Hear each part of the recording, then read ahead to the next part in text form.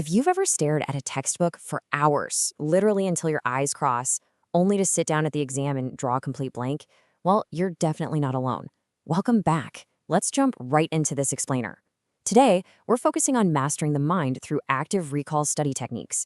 We're going to completely transform how you learn, shifting away from just passively scanning pages to actively firing up those cognitive gears so you can absolutely crush it on test day. So, let me ask you something that might hit a little too close to home. Are you just passively reading your notes? You know the drill. You spend hours reading until the words just blur together into a giant wall of text. You feel like, yeah, I got this. But then you look at the test paper and nothing. Total blank. It's universally frustrating, right? And it's actually rooted in what cognitive scientists call the illusion of competence. See, because the notes are right there in front of you, your brain kind of tricks you into thinking that knowledge is safely locked away in your head. But spoiler alert, memory just doesn't work that way.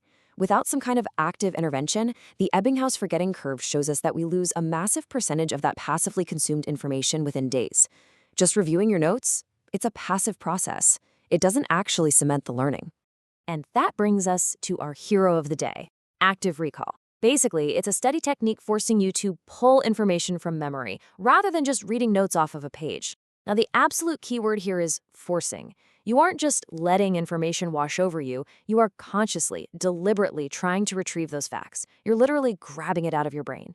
And that deliberate struggle, that mental heavy lifting, that is the exact mechanism you need to move facts out of short-term holding and lock them securely into your long-term memory.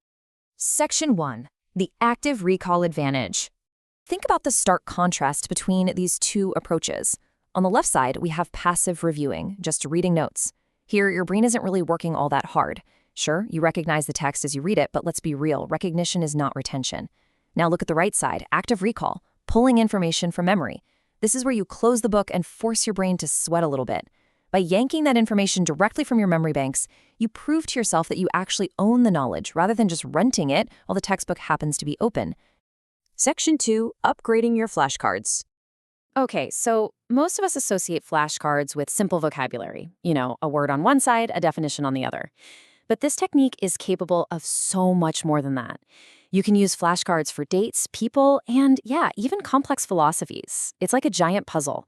You can put a broad, sweeping philosophy on one side of a card and its 3 main points on the other.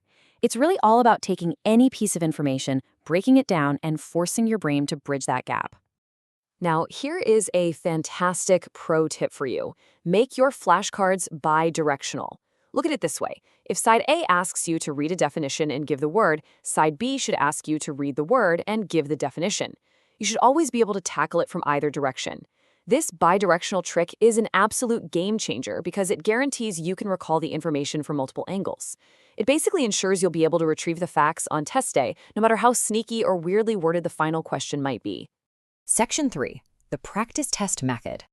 Let's walk through the exact playbook for building a mock exam. Step 1. Ask your instructor about the test format.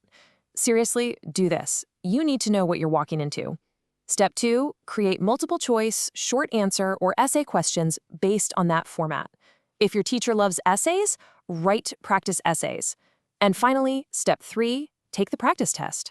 Simulating actual test conditions absolutely qualifies as active recall, mainly because you are consciously grabbing information from your memory without the cozy safety net of your notes. A really unique advantage of this practice test method is that it forces you to practice how best to write out the information. Flashcards are incredibly efficient, for sure, but physically writing out a short answer or an essay entirely from memory, that trains your brain to logically organize complex concepts. Taking the time to do this actually leads to remembering way more of those crucial, granular details that get you the top grades. Section 4. Building test day confidence.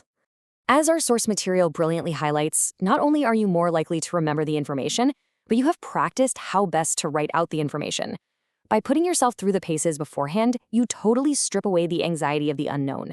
When you actually sit down for the real test, it won't feel like this high-pressure, do-or-die event. It'll just feel like another practice session. You've already grabbed this information from memory a dozen times. And man, that builds massive, undeniable confidence. So let's pull all of this together. The benefits of active recall are huge. First, it moves information directly into your long-term memory. Second, Through bidirectional studying, it prepares you for varying question wording. Third, it lets you practice writing out your thoughts. And ultimately, it builds unshakable test day confidence. Active recall is just a fantastic way to confirm what you actually know. There are plenty of ways to do this, but the key is simply finding which specific method works best for you and actually putting it into action. Which brings us to the most important question of this entire explainer. How will you force your memory to work today? Are you going to draft up a grueling practice test? Or maybe build a killer deck of two-way flashcards? Whatever you decide to do, it is time to officially abandon the illusion of competence. Close the textbook, put away the colorful highlighters, and start demanding answers from your own brain. Try it out, and just watch how quickly your mind masters the material. Thanks for digging into this with me today, and I'll catch you on the next one.